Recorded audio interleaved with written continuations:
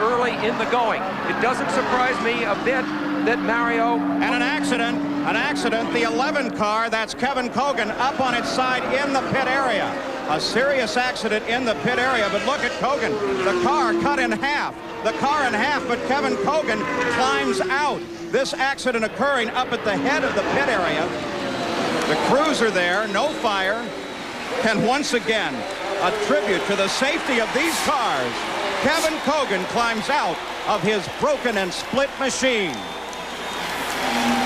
A tremendous impact against the wall coming off of 4. The yellow flag flies. There's debris on the main stretch. What a star-crossed man at this speedway is Kevin Cogan. We think back, of course, we look now at the end of the pit lane wall, which we believe he may have hit. That's why the car was broken in half, much as Dennis Firestone's was years before. Here he is. You can see the scrapes on the side of his helmet as the car slid sideways.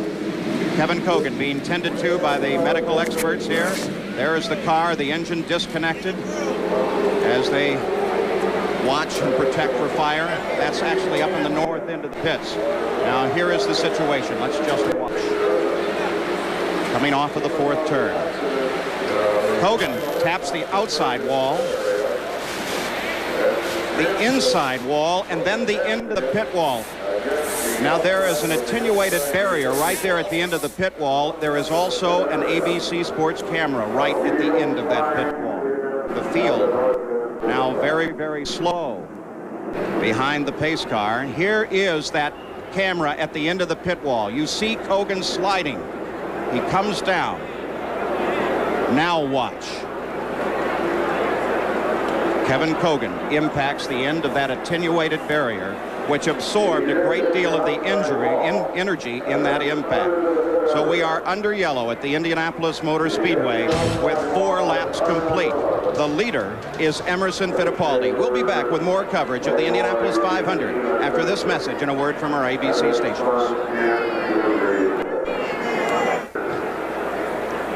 We're back live at the Indianapolis Motor Speedway, the 73rd running of the Indianapolis 500, and the pit is jammed with emergency crews right now, cleaning up the debris caused when Kevin Cogan lost control coming off of the 4th turn, hit the outside wall, the inside wall, and then the end of the pit barrier. Now, there is the car, Sam Posey. You can see that he was high coming through turn 4, Paul. High, slightly out of the groove, and right there he impacts the wall and starts toward the inside of the track. Spinning backwards, this may have saved his life, that he hit backwards when he hit really hard for the first time. Now, of course, he impacts the end of the pit wall. And now sliding across to the inside of the pit wall. The newly resurfaced pit lane there. See him coming to a rest. I said he was star-crossed here as we look at another angle of the same thing from our camera that was located in the end of that pit wall. And I say was because I believe it is now out of commission. Kevin, of course, crashed here just after the start in 1982 when he was driving for Roger Penske. That triggered an incredible controversy in which his career never really did recover. He almost won the race in 1986, beaten only at the restart by Bobby Rahal with just 2 laps to go. It's funny that all of the events of fate that have affected Kevin Cogan here at the Speedway have happened right on this exact part of the track. All right, let's get an update. Brian Hammonds. And we're with Andy Kanapinski, the team manager for Kevin Cogan. Have you been in contact with him? Is he okay? Yes, I have. I just talked to him while he was sitting on pit row here.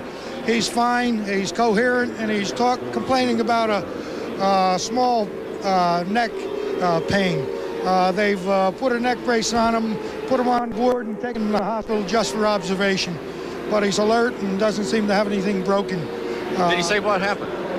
Well, my observer up in turn 4, we have one up high by radio communications, Phil Roth, told me he was coming high out of 4, hit the wall and spun, and backed it into the guardrail at the pit entrance, hit her pretty hard.